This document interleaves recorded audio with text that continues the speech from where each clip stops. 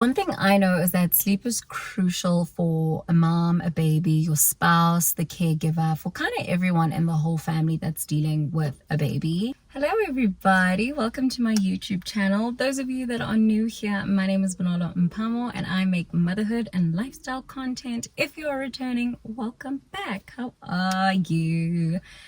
I am in the car. Honestly, I wanted to shoot this in my office, but because it literally just has a desk and a chair and the things on my desk, the echo was sounding so bad. I was mic'd up for this video, but it still picked up the echo. So I just chose to come and sit in the car and do a car therapy conversation because you guys love the sound in here. I've had a few comments. I love the sound in here. It's absolutely perfect. And also it always works. It always works when I'm in the car. We love the car therapy conversations and they typically are helpful. We are here. This is a highly requested video. It is I get why. I get why it's a highly requested video. Listen, I get it. If I look down, because I have my notes, I have to have my notes here just so that I don't leave anything out. I know it can be a little bit distracting for the person watching, wondering, what is she doing here? I'm just looking at my notes. I don't want to miss anything out for you guys. I feel like I typically explain things better. I could have done this in a Instagram post, like a carousel on Mama and Co page, which I will, but I just think it's better if we explain.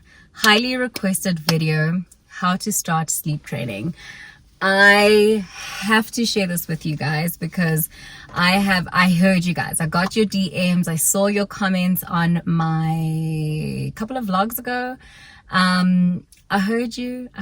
I'm here. Firstly, I am not an expert. I am not an expert at all.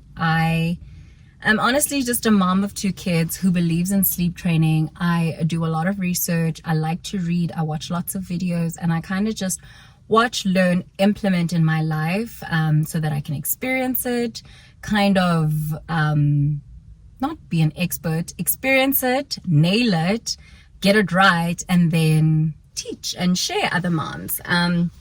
I helped Nonto get into routine with her son Kaniso, help sleep train.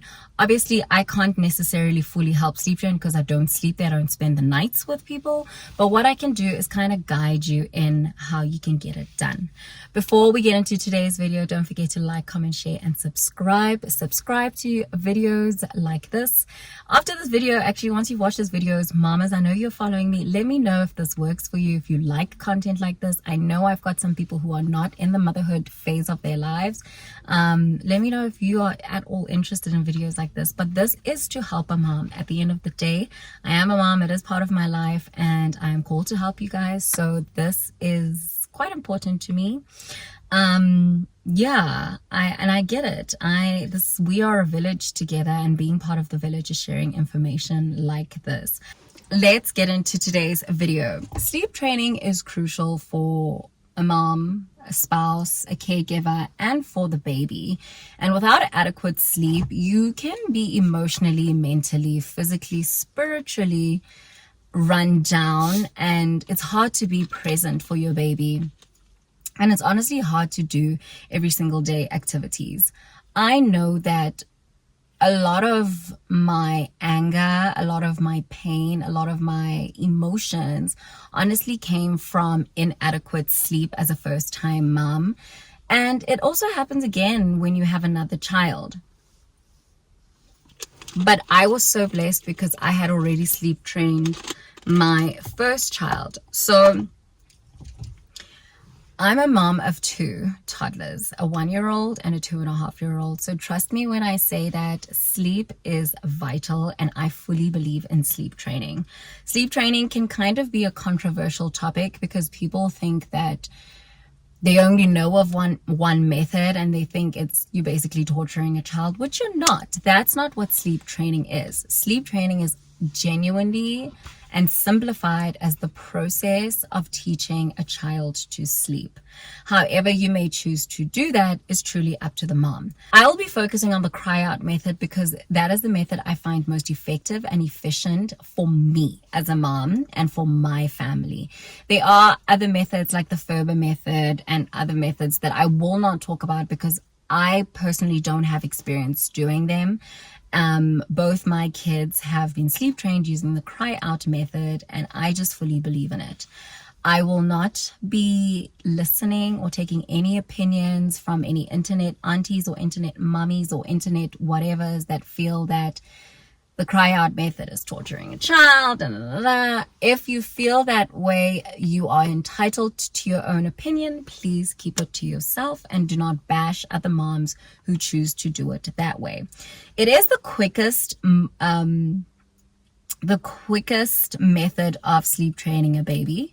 And it is not recommended to do it before a child is 4 months. In fact, sitting here, I can confidently say that I would not recommend formally doing sleep training for a child that's younger than 4 months.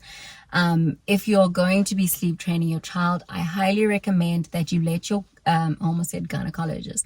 You let your pediatrician know you're going to be sleep training your child, the method that you're going to be sleep training your child with, and your child needs to be an overall and generally healthy child. And by that, they need to be hitting their weight, they need to be hitting their height, hitting their feeds, and overall just happy. I would highly recommend to not start sleep training if your child is going through a developmental leap, a sleep regression, going through teething. So they just should be in a normal phase of infancy where they're okay. They're okay. It's just life as usual.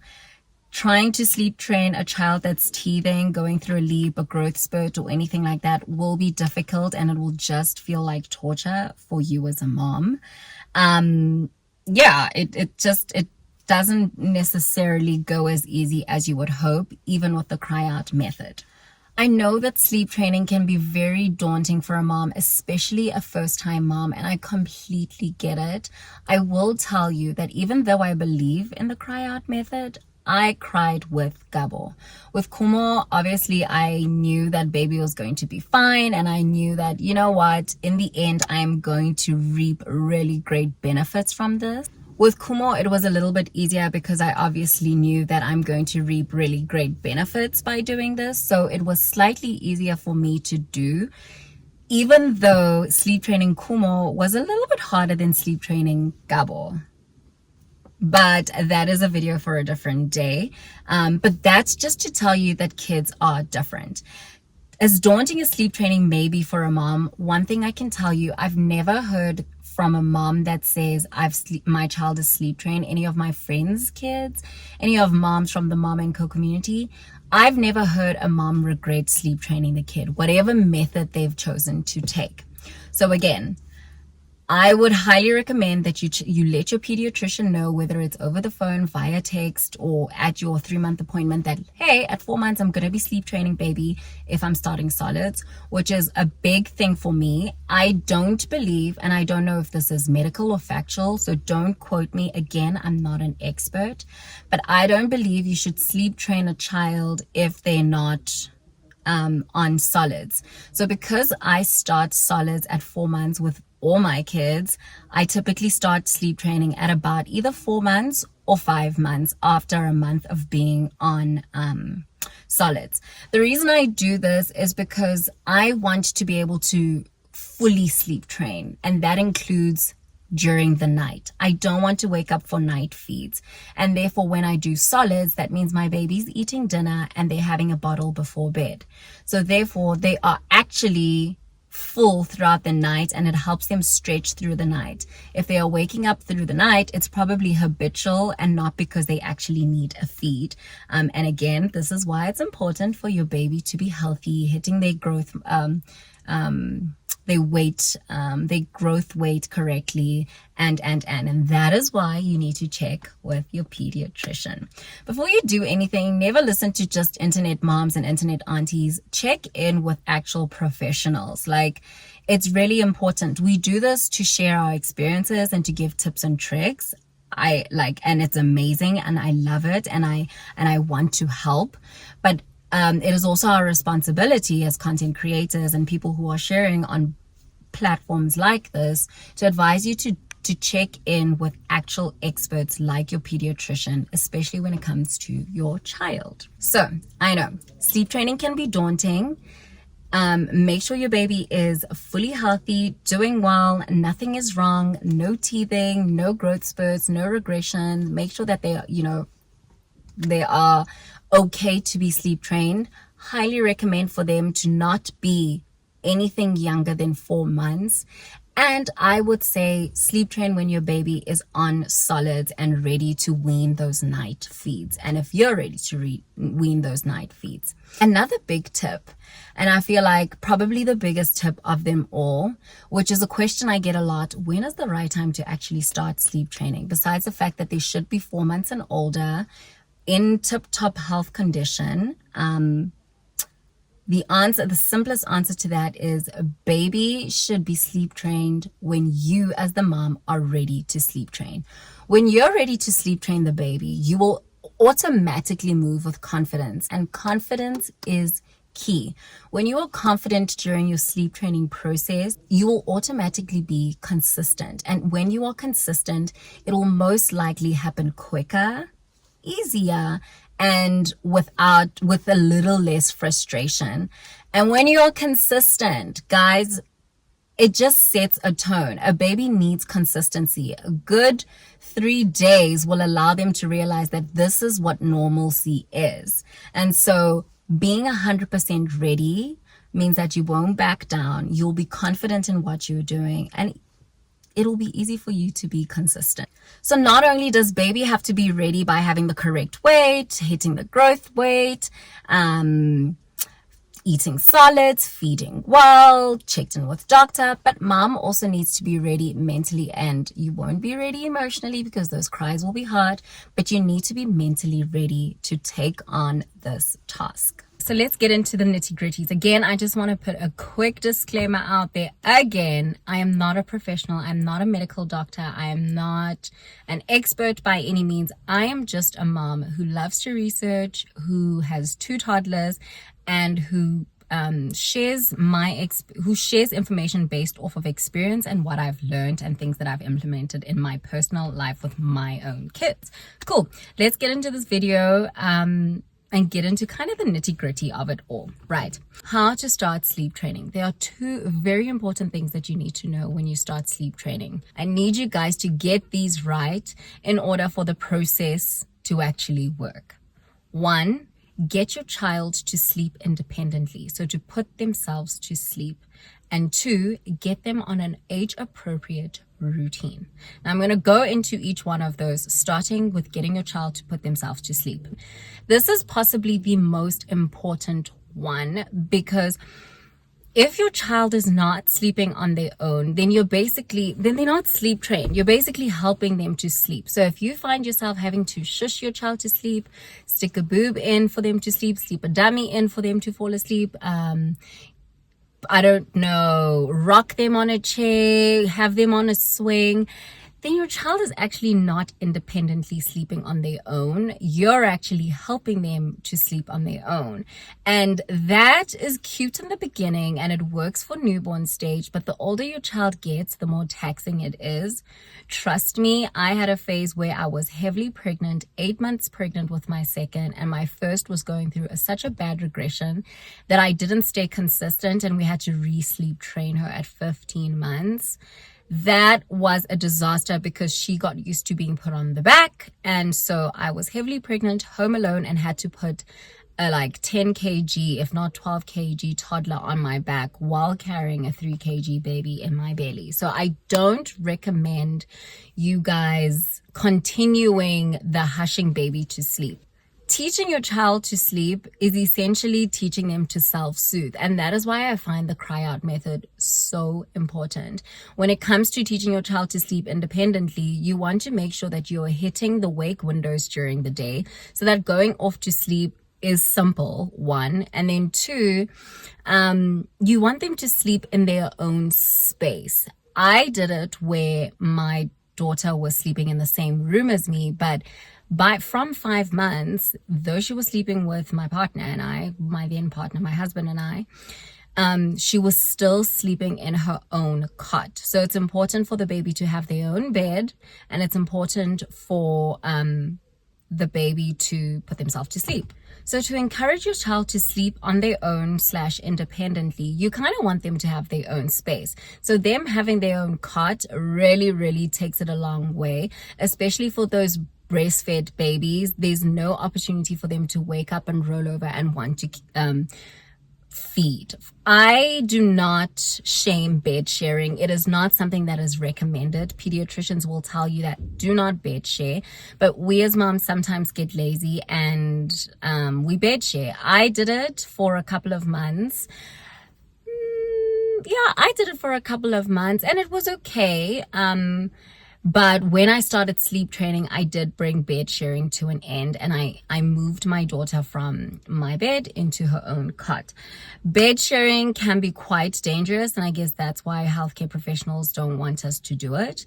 And having your child in their own cot actually helps, because especially when you're sleep training, and especially if you're breastfeeding, because then baby won't come and want to, latch and suck and soothe themselves to sleep. So making sure that you watch your baby's wake windows. Wake windows are so important. And on Mama & Co, I've posted what wake windows are, and I've posted age-appropriate wake windows. It's important to know that what your child's wake windows are for the age they're at, so that you can actually hit the nail on the head when it comes to sleep training. I don't actually think you can sleep train without wake windows, because what happens during the day actually impacts what happens at night. So essentially, to give you a quick description, wake windows are the length of period, the period of time that a child needs to be awake during the day in between naps and stimulated.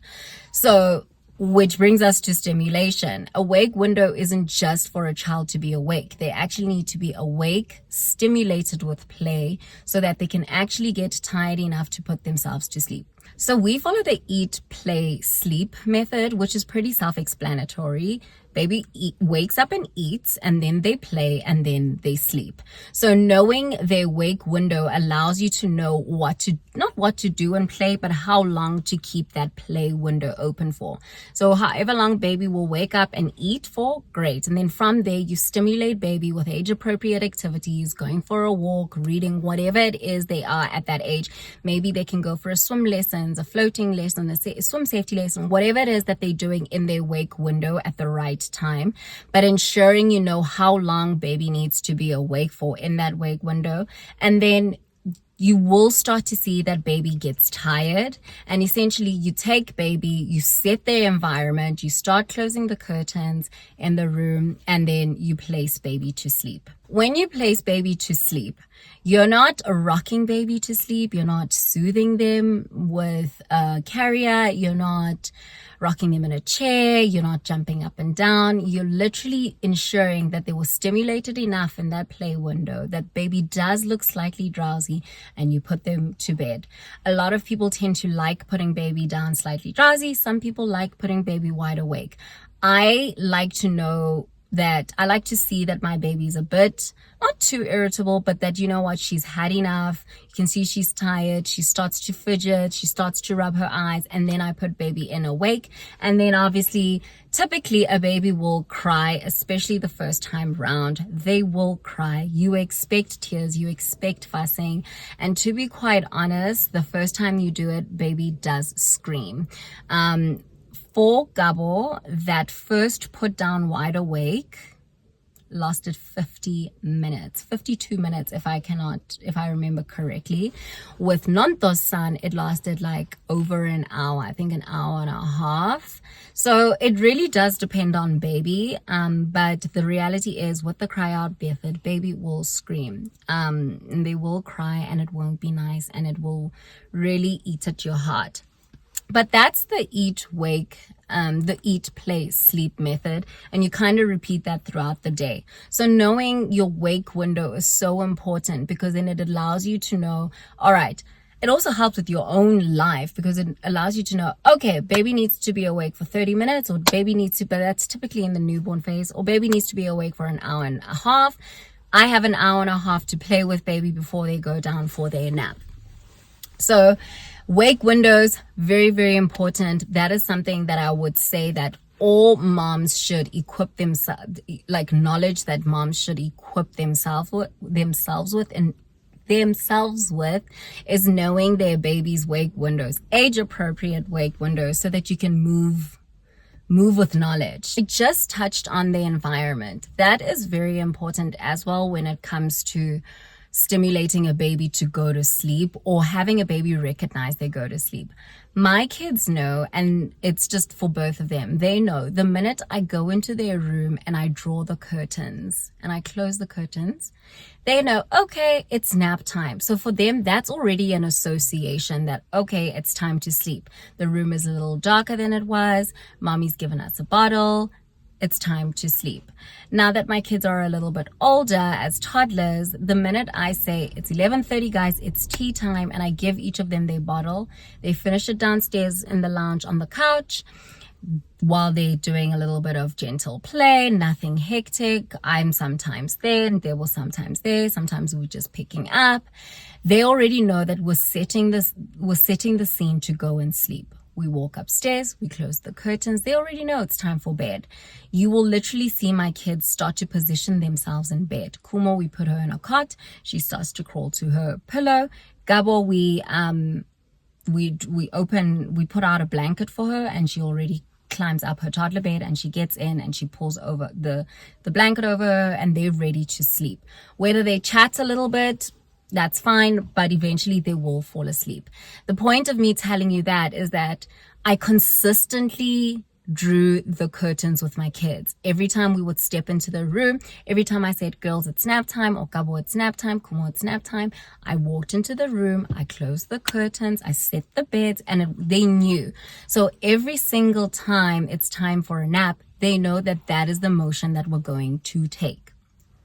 My nanny then obviously adopted that. My husband then adopted that. My dad adopted that. So everyone in the family is aware of what we do to set the environment, so that the kids can associate that this is bedtime. I, with my second, chose not to do a binky, because binky, pacifier, dummy, whatever you call it, I chose not to do that for nap time because I saw how it almost ruined our lives with our first. And also, technically, then your child is not putting themselves to sleep. They're not self-soothing. They're using a pacifier to soothe themselves to sleep. So we did not do pacifiers. I don't have that worry anymore, but that is a different topic and a different video on its own. But setting the environment for your child truly, truly helps. Whether that is closing the curtains, I feel like that is important. So making the room a little bit darker than it is when it's open. Some moms like to use sound machines, and it does work for most babies. But for me, that can kind of be a clutch, because you don't always have the option of a sound machine. If you're traveling, maybe you don't have a travel sound machine, or maybe now you need to buy a travel sound machine, or maybe in our country there's load shedding. You just never know. So I just let go of sound machines. And also I just found that the older my kids got, they wanted to play with the sound machine. So I don't think that's necessary. And other moms do gentle playing in the bedroom, a couple of minutes before nap time, about 15 to 20 minutes before nap time. You keep your playtime in the bedroom, so that by the time you say, okay, girls, or okay, guys, it's nap time, then you can actually go and nap, and they know that that gentle play from going outside to inside is because it's an indication of nap time. Okay, so to wrap up the first point of having your child to sleep on their own / getting them to sleep independently is following a eat, play, and sleep method. Knowing those wake windows are important, and making sure that you stimulate your baby during that wake window well. You don't want your child to be undertired or overtired, because if they're overtired, shit is going to hit the fan. They're probably going to be so fussy, crying, throwing tantrums, and they're actually going to need to be soothed until they're calm. And then overtired, when they're undertired, they're just not going to sleep. They're going to feel a little bit, not robbed, that's very dramatic, but you will know, when you're lying in bed and you just don't want to sleep, that just starts to frustrate you. So that's probably what's going to happen, that they're going to get frustrated at the fact that they're bored, lying in bed, being forced to sleep when they're actually not even tired. That does happen with babies. So you never want your baby to be overtired or undertired. So you need to properly stimulate them in those wake windows by correct play. I personally love taking my kids outside. I feel like taking your kids outside and finding things to do just keeps them so busy. It burns that energy. It's amazing to get fresh air, and it allows for them to go down for their naps way easier. They thrive on being outside. I don't know if it's my kids, but I just feel like it's humans in general. I mean, I could use a nap after some outside play too. The nice thing about wake windows and understanding the importance of wake windows, see it as this. It allows your child, a baby, toddler, whatever, it allows them to differentiate day and night, especially as small babies, because there is day and night confusion that you go through in the beginning, but by 4 months you're kind of over it. But it allows baby to know that, okay, this is during the day, we play during the day, so when I wake up in the night there's no playing. But when I wake up during the day and there's activities to do, it's because it's daytime. And at night when I wake up and it's kind of just weird here, it's night, I go back to sleep. And that's why self-soothing is important. With the cry out method, during the night, you let them cry it out. But again, this video is not about the cry out method. It's just about things to know for sleep training. The second thing to note when it comes to how to start sleep training is to get your child on an appropriate schedule. I am a huge believer in schedules. I feel like if you know me or if you've been on my channel by now, you might realize that I believe in schedules. Routine is everything. Knowing your child's wake windows will allow you to kind of get on an appropriate schedule. But it's not just about the wake windows. When it comes to schedules, it's about it fitting with your lifestyle and your child's lifestyle and also your family lifestyle. So it's so hard when I get moms DMing me asking, hey, please can you share Gabo's schedule or Kumo's schedule? I can't really do that because it's not going to fit your lifestyle. For example, Nomto's schedule wouldn't work with my schedule because she's got one child, I've got 2 kids, and I needed even though our kids are the same age, I needed my child, my second child, I needed hers to match with my first child, whereas Nomto, she can kind of wing it, not wing it, but she could kind of have more flexibility in a sense that she only has one child to focus on. And that is why our schedules cannot be the same. Also, you just don't know. You might like eating dinner at a certain time. I eat dinner at a certain time. So it always has to be customized to a family's needs. And this is why I always encourage moms, DM me and I'll take a consultation with you and we can do one-on-one sessions as opposed to copying and pasting Gabo's schedule. The objective of a schedule, and it has to be age appropriate. And the reasons that Gabo's and Kumo's schedule can't be the same as well, like identical, is because Kumo's 1 and Gabo's 2.5, which means how many naps Gabo needs is not the same as how many naps Kumo needs, right? So these are also things that you need to keep in mind. And that is why I say get yourself or get your child on an age appropriate schedule.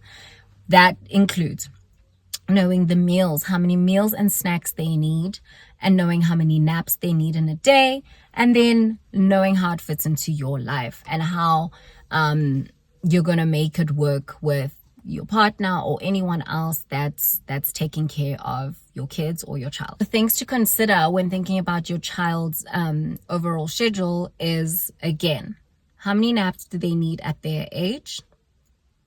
And how many meals do they need at their age? How many snack times do they need at their age? And also, what time does your child wake up? You need to take note of this so that you at least know, like, okay, is it realistic to say breakfast is going to be at 8 a.m. when your child actually wakes up at 6 a.m.? It's not going to work. My kids wake up early risers. They wake up at 6 a.m. I can't make them wait all the way until 8 a.m. because that's when I start eating. No. So that means everything has to move up and breakfast has to be at 7 a.m. for everybody. Hope this is making sense. Hope this is making sense. So besides those 2 points, when it comes to getting them on an age appropriate schedule, there's really nothing much to say. But once you have your child on an appropriate schedule that makes sense for the entire family, you kind of start to slot in everything else. So when it comes to sleep training, I understand it can be daunting, can be overwhelming.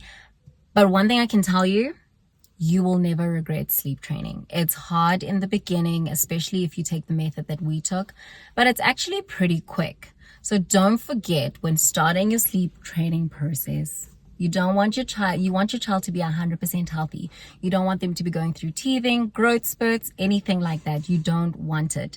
2, you want to be ready as well. You want to be confident so that you can be consistent, so that it can actually stick. You also want to make sure you tell the entire family what's going to be happening, specifically if you do the cry out method. I remember my dad wouldn't allow me to do it, and thank God I am confident enough to be like, hey, no, need to do it. But it was quite hard.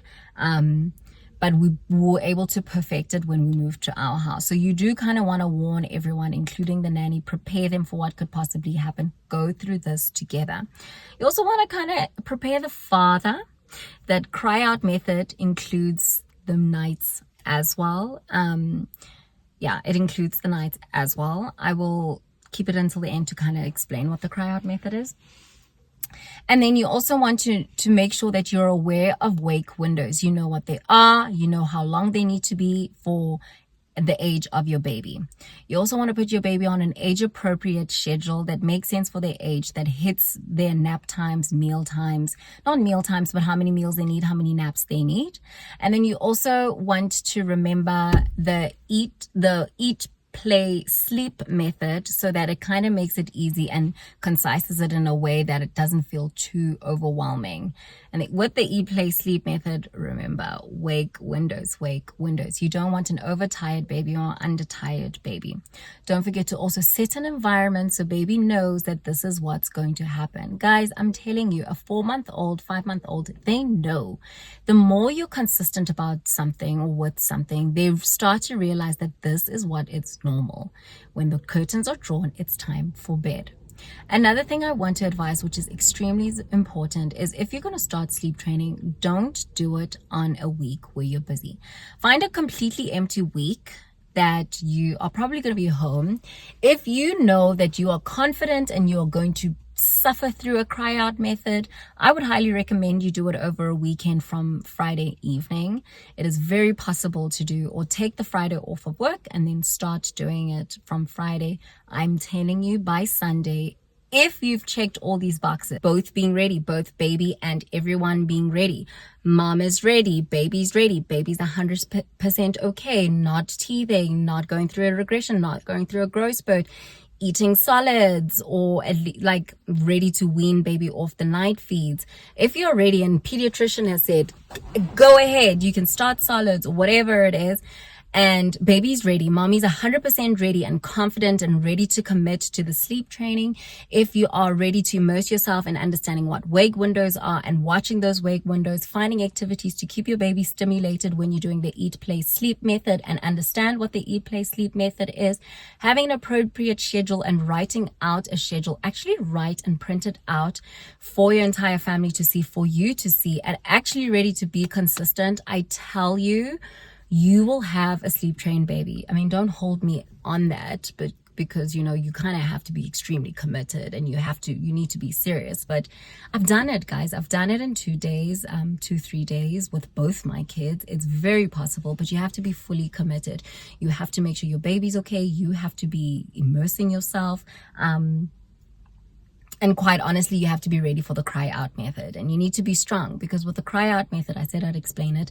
The baby literally has to cry it out. The baby has to cry it out even during the night, you know, and typically you would think, oh, just put a pacifier, but are you ready If you put a pacifier in their mouth at 4 a.m. or like 3 a.m. in the morning, are you ready to be doing that all the time? Because you create a habit. So those are things to just note. If you are ready, you can have a fully sleep trained baby if you commit yourself. So I think the most important thing would be for both of you guys to be ready. That pretty much concludes this video. I hope it was helpful. If you feel like you need a little bit more information or you would like me to go into in depth and help your particular family, send Mama and Co a DM and we can try and set up a consultation for you. Remember, not a doctor, not an expert. We go based off of our personal experience. And guys, sleep training is not rocket science. You just honestly have to be ready to do it. I know some people, some of us, let me say, some of us on Instagram, including myself, we make it seem like, oh, it's so easy. It is. It really is easy. But what I will acknowledge is that some moms just need someone to hold their hands along the way. There are some moms who are like me, who are just like, I've got this, we'll do it, whatever, it is what it is. Me and my husband, we've got this. Even if my husband's not involved, I've got this. Like, I'm confident enough to do it. I can stomach the crying a little bit and I can get it done. But there are some moms who genuinely need someone to text or someone to hold and be like, my baby's crying. This is not working. I'm freaking out. I want to go get her. And that is okay. It doesn't make you less of anything. It just makes you you. That's all it is. It just makes you you. So sometimes all you need in this process, in this journey, is someone to hold your hand and say, you can do it, continue doing it, we're almost there. And that is what Mama and Co is. Hope you guys enjoyed this video. I hope you found it helpful. I love you guys. I'm praying for you guys. Hop onto the Mama and Co Instagram to get more information about anything you might need. I've posted the wake windows. Again, I hope this was helpful. I'll see you guys in the next video. Bye guys.